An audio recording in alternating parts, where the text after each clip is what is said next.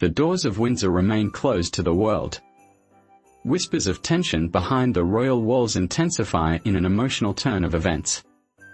Queen Camilla was allegedly brought to tears after King Charles made a momentous decision about Lady Louise Windsor, one that could reshape the future of the young royals forever. Was this a calculated move for the future of the monarchy, or a decision that risks reopening wounds in an already fragile family? A monarchy in transition. The British royal family has been going through a period of change in recent years. Events such as Prince Harry's move to the United States and Prince Andrew's withdrawal from public duties have affected how the monarchy operates.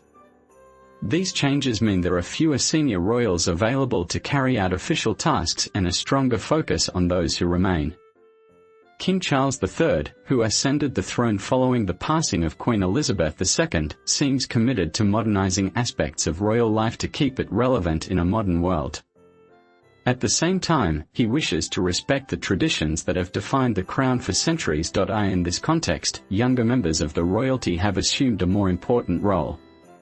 Although the public often focuses on Prince William, Catherine, the Princess of Wales, and their 3 children, another young royal, Lady Louise Windsor, has quietly begun to stand out.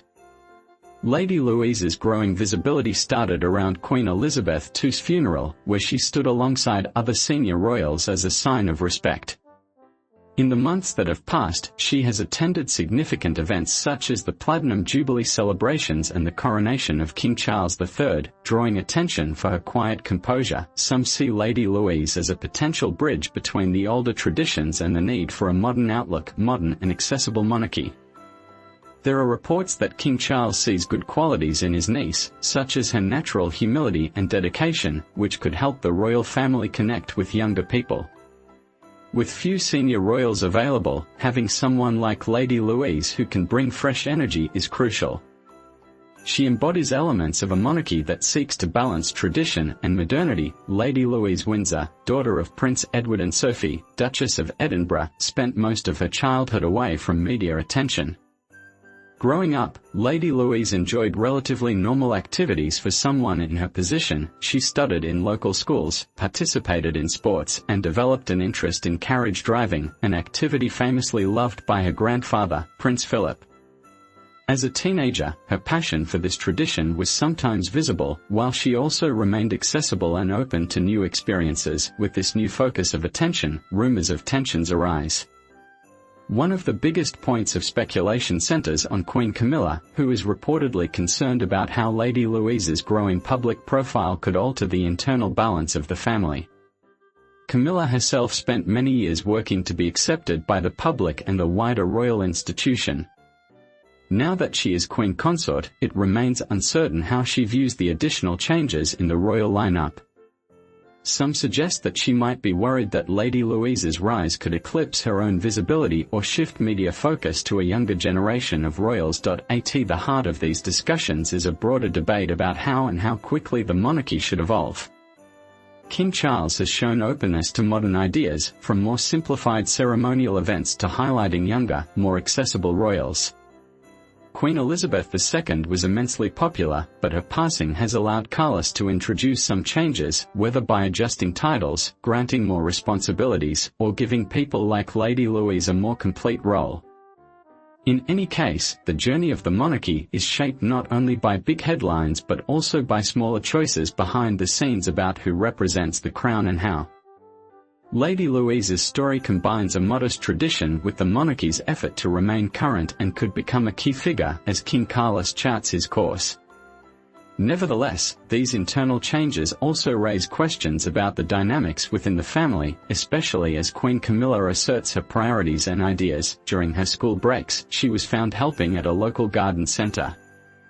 This simple lifestyle made her different from other royals who took on a more public role at an early age. Her parents hoped to allow her to discover her own path without the additional burden of intense royal scrutiny. All this changed with the passing of Queen Elizabeth II. During the funeral events, Lady Louise appeared before a global audience, standing alongside the main members of the royalty with a calm and respectful demeanor. Many observers noted her natural grace and smooth comportment, describing her as serene and supportive during one of the family's most difficult moments. This new visibility led to speculation that King Carlos III might want to integrate her into the group of active royal members with more duties and commitments. The first images of Lady Louise's public profile have been favorable. She attended the celebrations of Queen Elizabeth II's Platinum Jubilee, participated in ceremonial events, and accompanied her family on official appearances. Those who have observed her say she presents herself as humble and genuine, qualities that are increasingly rare. Most valuable in an institution often criticized for seeming distant. Although she does not seek media coverage, her presence has sparked considerable interest among royal enthusiasts, who see her as a symbol of the monarchy's potential to combine tradition with the realities of modern life. It is said that King Charles, in particular, appreciates Lady Louise's consistent approach.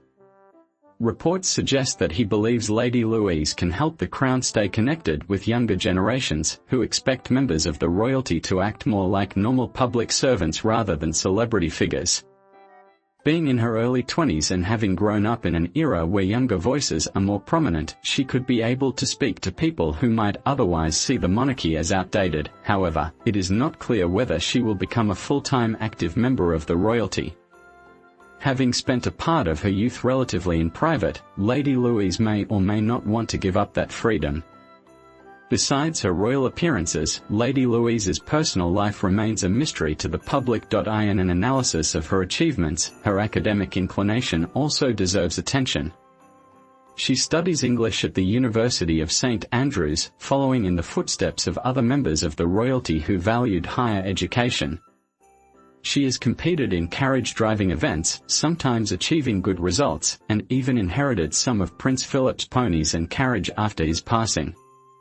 These activities show a mix of old tradition, spending time outdoors, maintaining ties with royal heritage, and pursuing modern interests such as university education. With all this progress, the conversation arises as to whether Lady Louise could one day adopt the title of princess or be granted a new rank by King Charles. Some believe that she could acknowledge her expanded role in the monarchy, while others argue that it could diminish her unique appeal as an accessible member of the royalty.